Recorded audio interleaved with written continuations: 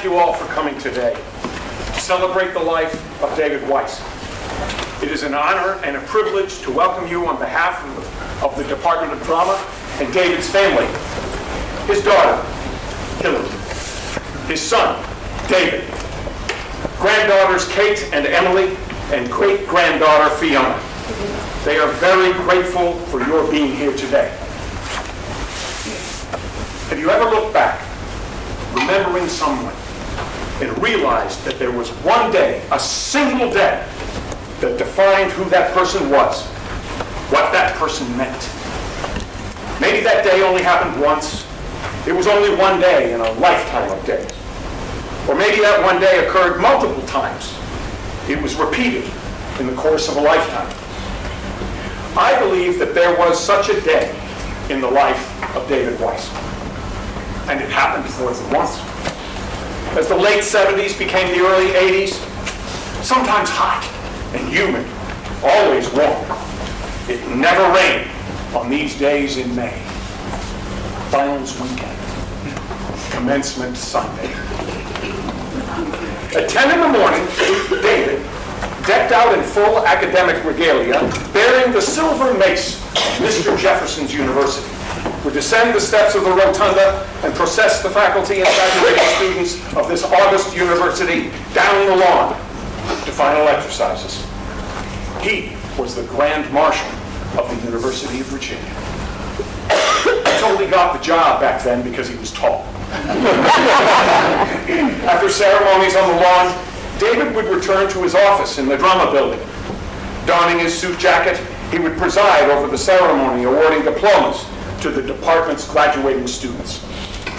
And later in the day, around 5:30, 6, dressed in chinos and a sport shirt, he would welcome that summer's company of the Heritage Repertory Theatre at a cookout by the pool at Art and Ginger Green's home up on Rio Hill. It was a long day, but it showed who David was and what he loved. David loved this university. He served it with honor and distinction for almost 4 decades. David loved this department. He believed in its mission and worked tirelessly from the days in Minor Hall through the construction of the drama building and beyond to establish an academic and production program which all of us, students, faculty, and staff, could be proud of. And David loved creating theater. Producer, director, scenic and lighting designer, theater architect, D.W. was a jack of many trades and a master of all. Outdoor historical dramas, the Virginia Players Heritage Rep. He made theater vibrant and vital.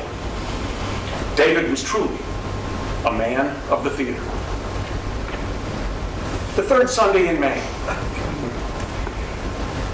We should all have such special days. Our next speaker is Sheldon Anderson. Sheldon met David when both were serving on the board of the Paramount Theatre in Charlottesville. He is grateful for his friendship with David. Sheldon? See, it's a little terrifying for little old me to come in front of a bunch of theater people and try and tell a story, but it's one I really do have a firm belief in.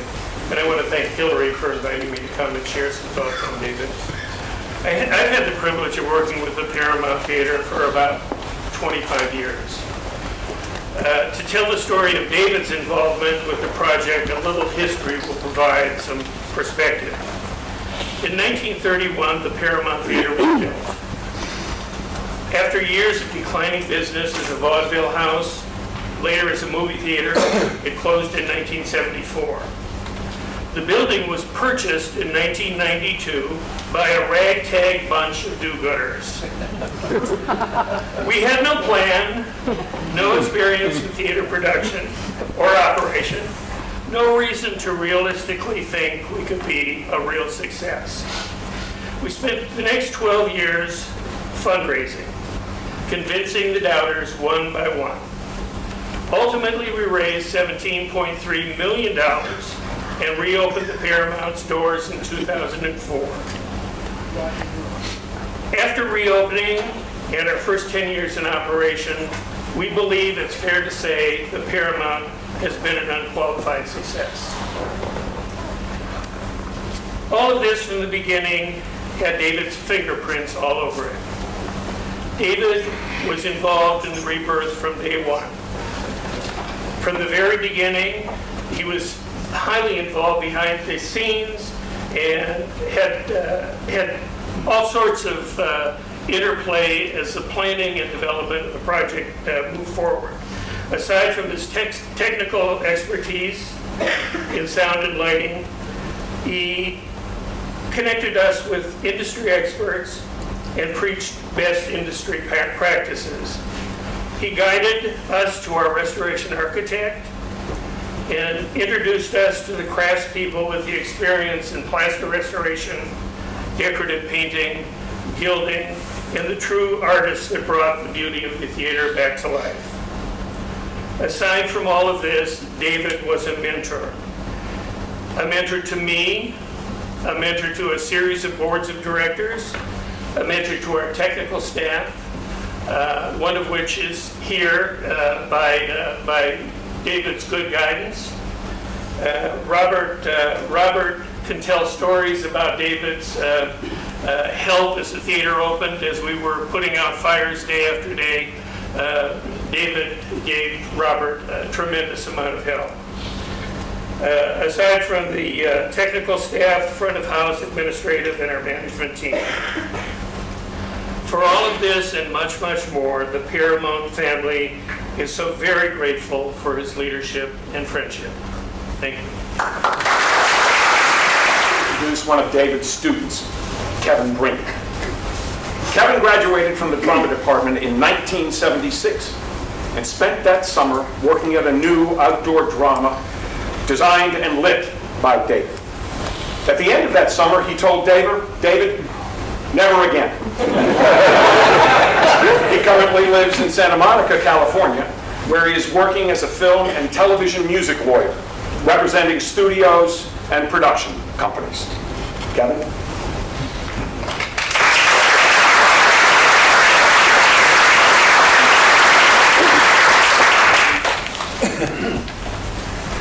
Thanks, Martin. I can't pretend to have a voice like Martin. He's got great projection. I spend all of my time reading and writing, not talking.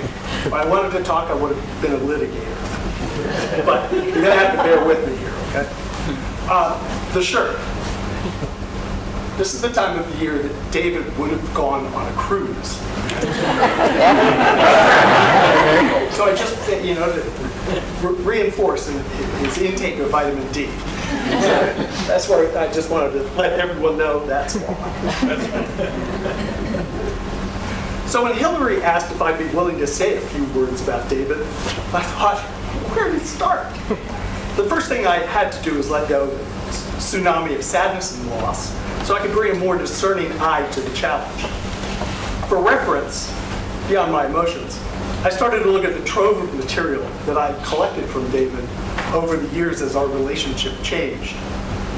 From student, professor, to apprentice, master, employee, employer, mentee, mentor, distant friend, friend, finally evolving over time to a deep and abiding friendship imbued with love and respect, sharing thoughts and experiences with each other by phone, email, and visiting with each other when I would go east or he would go west.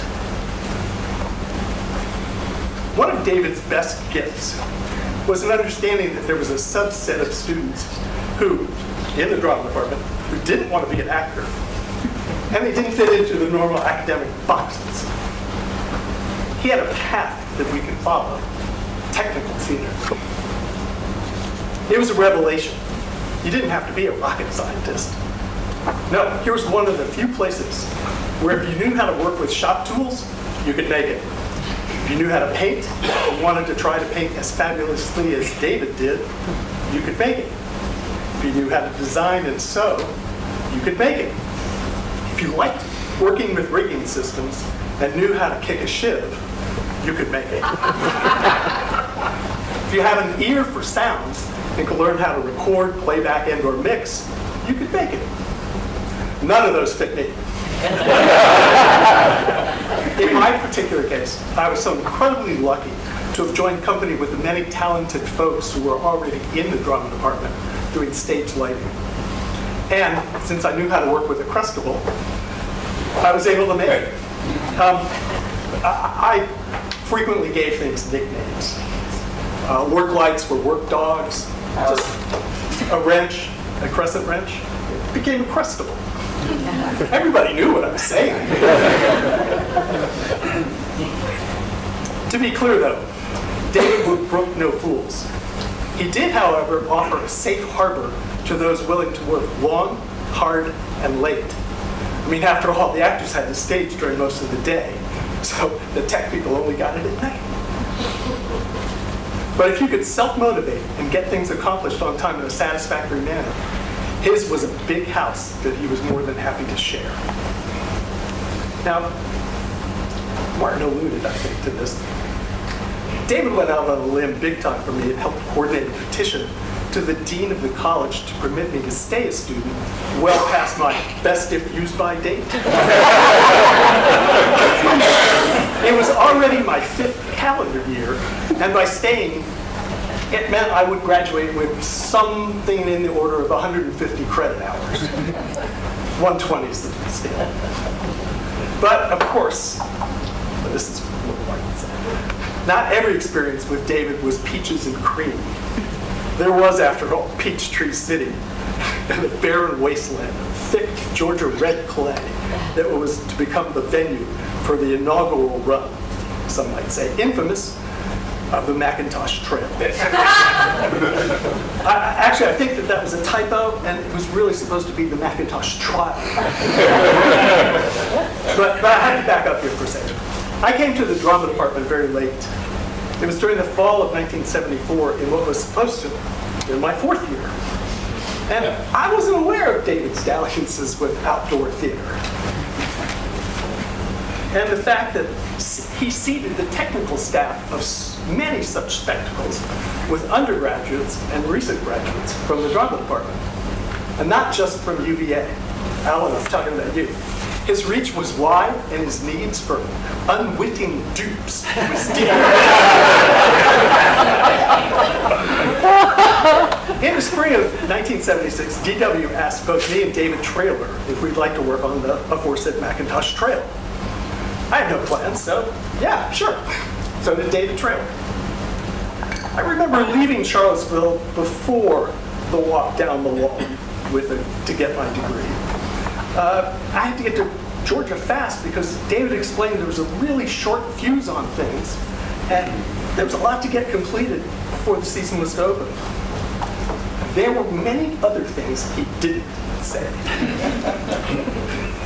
Arriving in Georgia, I found my way to the offices of the local fellow who was, gotta use air quotes, producing. You know, he gave us a truck, I think. He took us over to the housing, nice condos with AC, and then over to the venue. Nothing was completed. Not the performance area. And it was really hard to call a pile of red clay that was being compacted a stage. The seating, control booth, other vital infrastructure also wasn't finished. What a mess.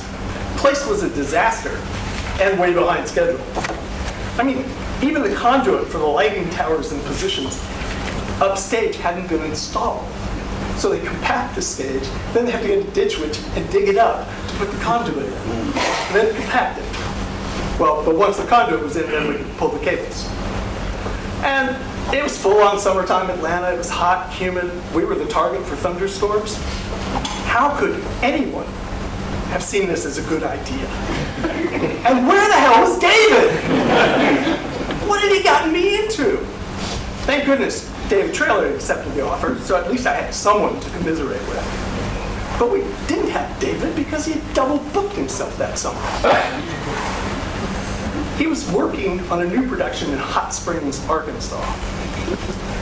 When he did finally arrive, my pent-up emotions and frustrations overwhelmed me, and I was ready to kill. After a day or so, and likely several beef eaters on the rocks with a twist, I was able to settle out my anger towards David and realize This was all just another step in my education in theater and in life. Everything's up, we're finally running, David leaves. A couple weeks later, we had a problem. In their haste to complete the stage and the rest of the things that they had to do, the contractor had failed to install an irrigation system for the row of pine trees that had been planted just upstage in the performance area.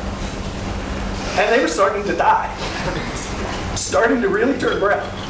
I called David and asked if he had any suggestions. Should we run a hose line out there? Ever resourceful, he said, just paint them green.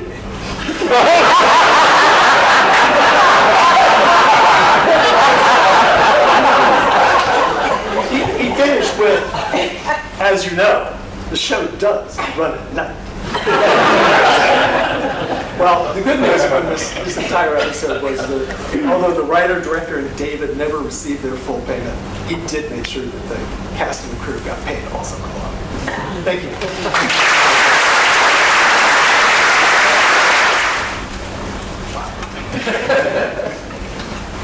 Colleen Kelly is chair of the drama department. Colleen came to UVA in 1989, while David was chair of the department.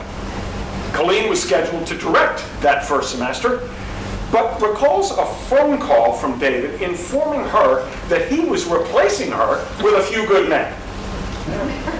She was slightly confused for a moment until David explained that A Few Good Men was the title of a Broadway-bound play premiering in the Culver Theatre. Colleen?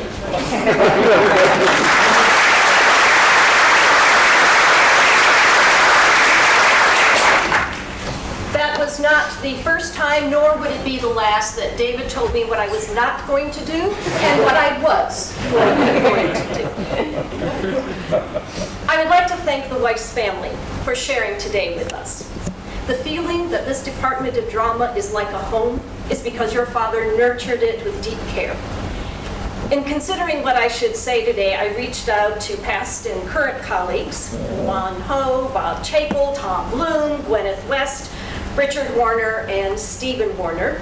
And as we spent wonderful moments caught up in conversation about things David said and things that David did, I started to get nervous that I wasn't writing points down until it occurred to me that to David, being engaged in conversation was the point.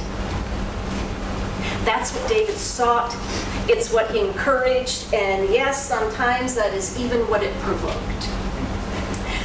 Levon shared stories I kind of knew about the days at Minor Hall when one had to run around the outside of the building to make an entrance on the other side. I think those who did it take very good pride in having to do that run. But he also shared stories I never heard before, such as baseball games with drama pitted against the speech department, David on the field, and Penny cheering on the side. I hadn't known that Penny and David met through theater, and that David Weiss was a shy suitor. Thanks to alum Ken Lambert, I learned that one night, Penny asked for a ride home from a rehearsal, and after a moment's silence, Roger Boyle announced, "David will drive you."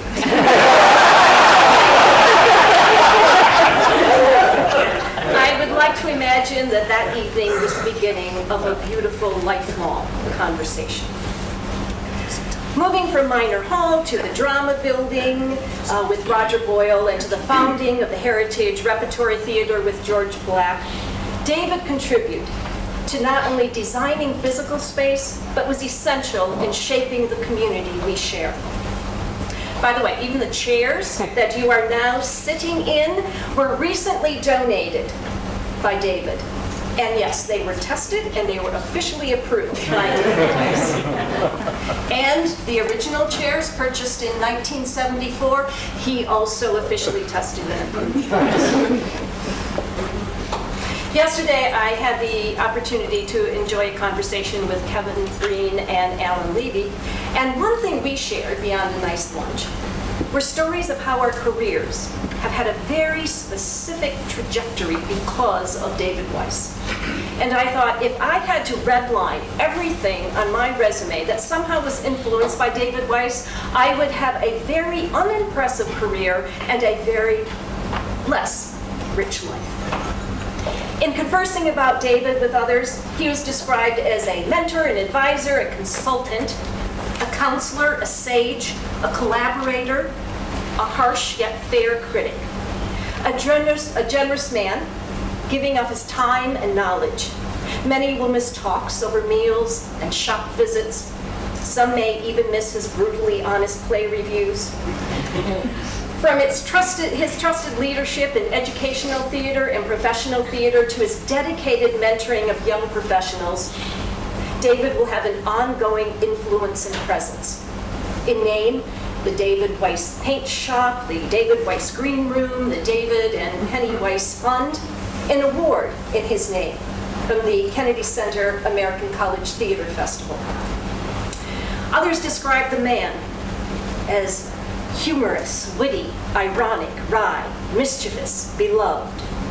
Richard Warner remembered the procession on the lawn and described a dignified, elegant, graceful man who understood the ceremony and ritual of that ceremony like only someone in theater can.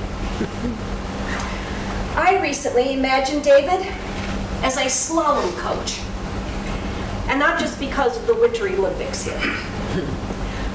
I imagine David sometimes behind me and just pushing me down a hill, and I had no idea, but I knew I had to go right and left and right and left, and it was terrifying. And other times, I felt I was looking at a plane of white, and I thought, I don't understand. And then it would be like, and I'd see something, and I go, yes, I get it. And then I'd be on my own again, and then I don't know where I'm going, and then yes, I get it. Sometimes it was very attacking, and other times it was so gentle. I also thought of these, he had a talent for this. I would like to share at least one story. I was at a conference in Chicago, and David invited me to join him and another colleague on a trip to a museum. And I don't remember who the colleague was. I wish I did, because I'm sure it was someone famous. But I remember the depth and breadth of that conversation that the two men were having about theater and about opera. And I listened, and I listened, and I didn't quite have a way into the conversation, but I listened, and then they began to talk about the brilliance of a particular director, Peter Sellers. And I thought, finally, a name I recognize. I have an opening and into this conversation, and I say, I love Peter Sellers. And before I can even inhale to start learning something out about the Pink Panther, David, never leaving this conversation, just leans, and with this side of his face, he says, different Peter Sellers. He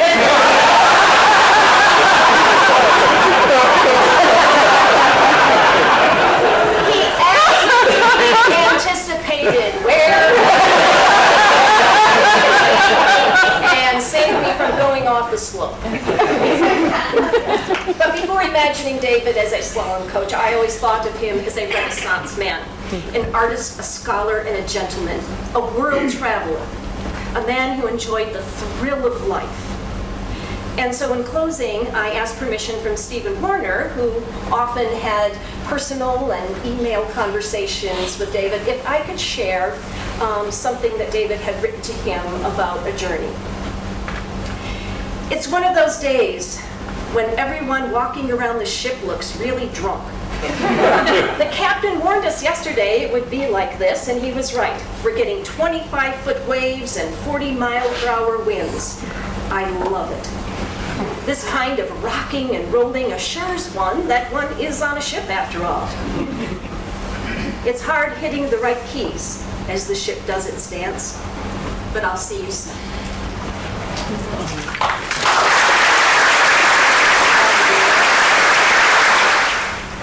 Like so many people here today, Scott Parker played many roles in David's life. colleague, student, mentee, and most importantly, as a dear friend. Among other things, Scott credits David for nurturing him through his MFA in directing from the drama department, and as a trusted professional and personal advisor for nearly 50 years. Unfortunately, due to illness in the family, Scott is unable to be here today. His colleague and another dear friend of David's, Michael Hardy, former director of the Institute of Outdoor Theatre, will deliver Scott's remarks. Michael?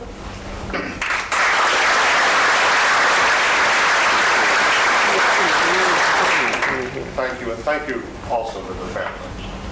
I'm here to speak to you today in Scott Parker's voice, which will only momentarily become awkward when I refer to myself in the third person. But aside from that,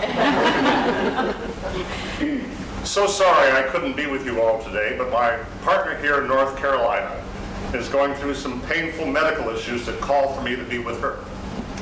I greatly appreciate Michael Hardy for stepping up to deliver my thoughts about David today. Like so many of you here, I played many roles in David's life: graduate student, mentee, colleague, and most importantly, as a dear friend. Among many things, I credit David for nurturing me through my MFA in directing from this department, and as a trusted professional and personal advisor for nearly 50 years.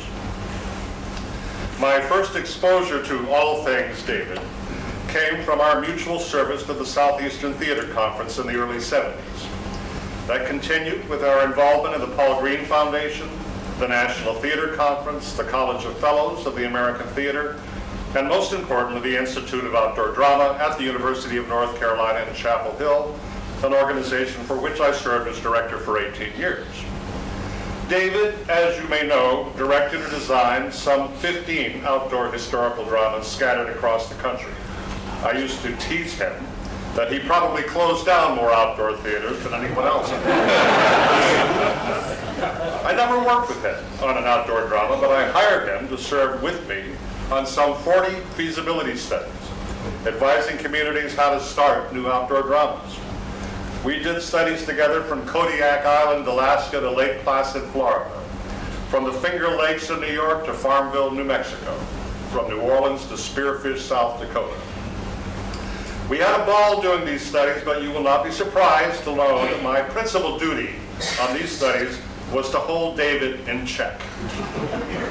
David, as you know, did not suffer fools gladly. I think that phrase has come up before. And we surely did run into a few fools through the years.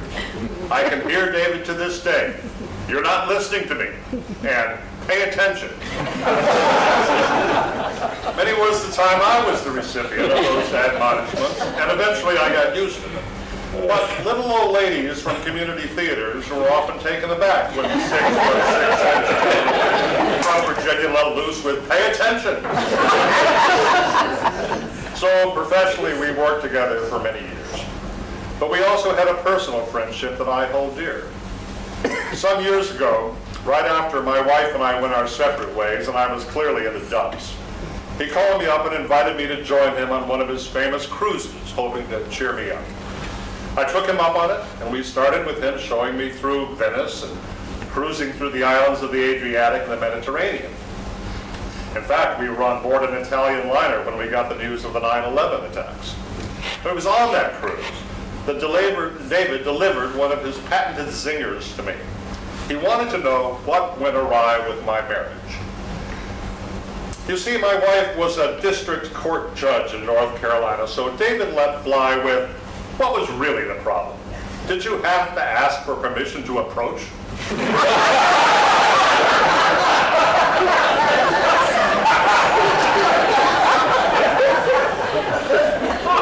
I'm honored to have been asked to join you in celebrating David's life. He was one of a kind, and I count myself tremendously lucky to have had his friendship, guidance, and yes, even his admonishments. I needed them all.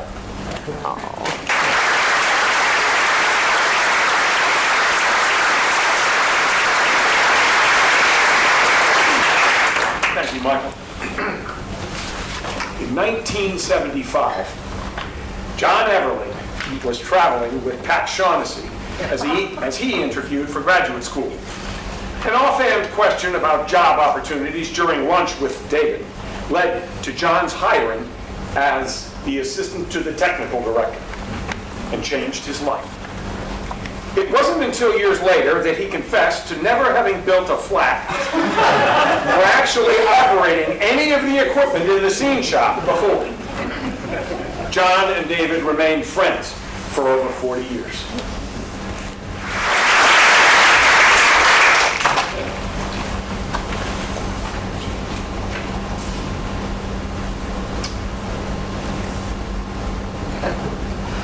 I was doing really good.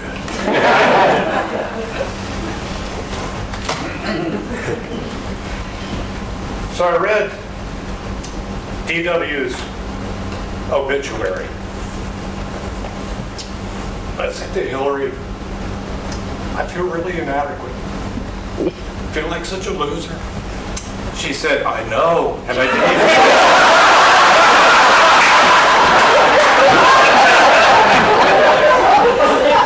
didn't even put everything in there. And I'm thinking, well, that makes me feel better. So, like Kevin said, where do you start?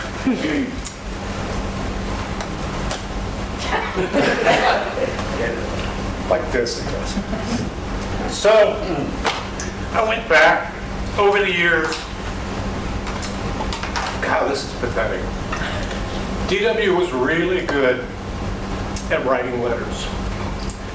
The total opposite of me, who, one letter DW said, I know the reason you haven't written for over 4 months is because you think I didn't send you a Christmas card.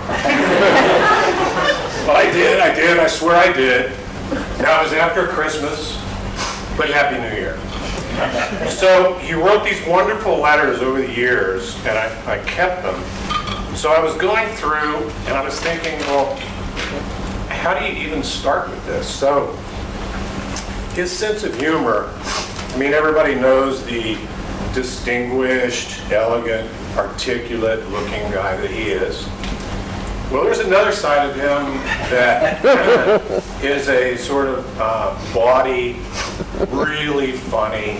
I mean, he could get down in the gutter with us guys in the shop, or he could like trade, literary humor quips with the rarefied air and the executives at the level in the university with the best of them, and everybody in between.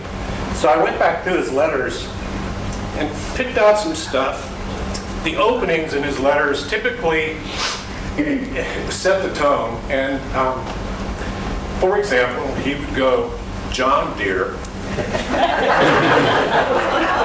And he had a way to just make you feel really special. Since it's 90 degrees plus out there and the AC is off in here and I'm sitting here wallowing in my own ooze, naturally I thought of you.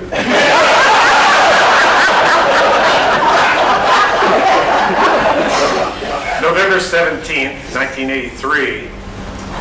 Pretty soon I won't be able to write letters to you. I'm not sure why, but pretty soon I won't be able to write letters to you, so I thought I'd better get a last shot in before it's too late. Now, you might think he works all the time, and he did have a lot of projects going, but this kind of gives an example.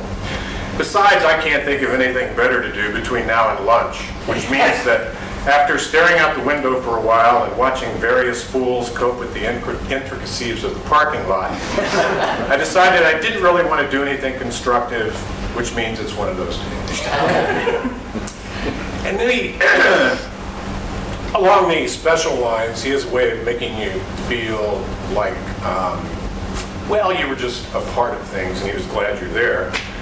I really don't have time to write to you just now, but I decided that if you were around today, you'd be sitting around bullshitting me anyway, so I might as well take the time to write a letter. Well, for those that don't remember, this is a letter.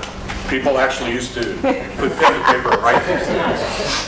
This one is 16 pages long. I'm not going to read the whole thing.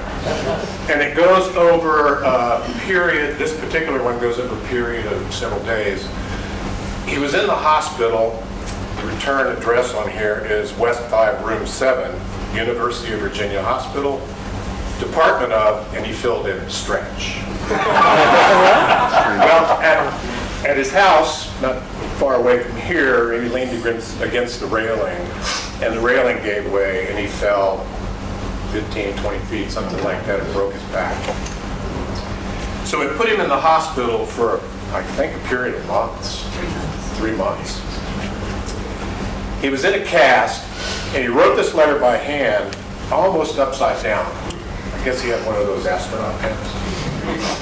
And one of the great things about his letters is he loves to gossip better than anybody I know, but he raises it to a level where he rationalizes it as intelligence gathering. And he is an awesome observer of people and commenting on them. So what I'm going to do is just take out a section here, and I hopefully won't offend anyone on the first part of this, because this just kind of points out the bawdiness and his sense of humor. So,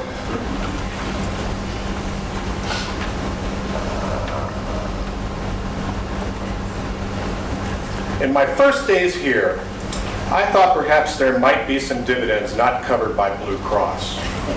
I came to this conclusion because I happened to glance across to the bed on my right, and I saw the nurse with Mr. Temple's penis firmly in her hand and a smile on her face.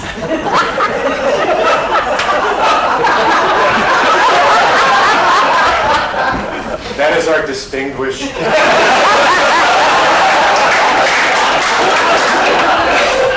But alas and alack, she was only trying to soothe him as she rammed a catheter through his heart. A welcoming sphincter. They had to do that to me a couple of times, and I can assure you that is not a turn-on, no matter how lovely the soft hand's doing the job. It's been my good fortune to find at least one sweet young thing on almost every shift. Of course, it's a little disconcerting having so many women treating me like daddy, but I'm slowly teaching them to sing "My Heart Belongs to Daddy." So maybe, well, never mind. A couple of these angels of mercy deserve special mention. Phyllis, in her 40s, but very lively and salty. One morning, I complained to the troops when they made rounds that I really would be more comfortable if my prednisone came at 7:30 rather than 10. Notes were duly taken. The next morning, I was jarred out of sound sleep with, "Wake up, shitface, here's your prednisone."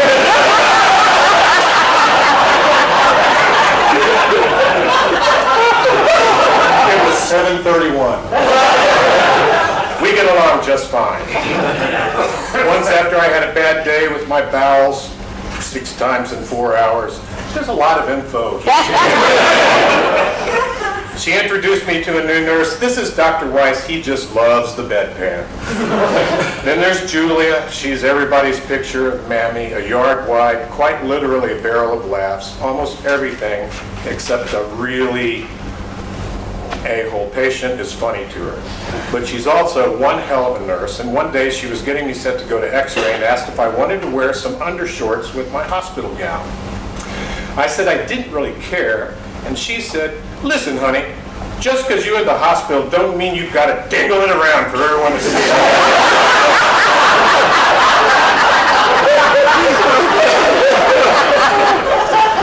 She gives a good bath, too. Versions of the girls have their special virtues. Pam gives great shots. Judy has an especially sensual touch, taking one's pulse. Paige does a good back massage, except for the day she forgot her spike heels. I'm not sure. Elaine gives the best shave, blah, blah, blah. But enough of this rivalry. I must run. Sorry I can't write a long letter. It is 16 pages. But perhaps another time. Do write when you can. I'll be here for a while. Meantime, keep your bladder dry.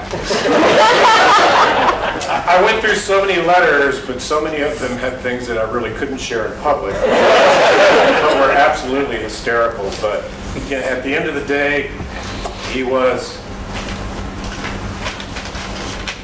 a great guy.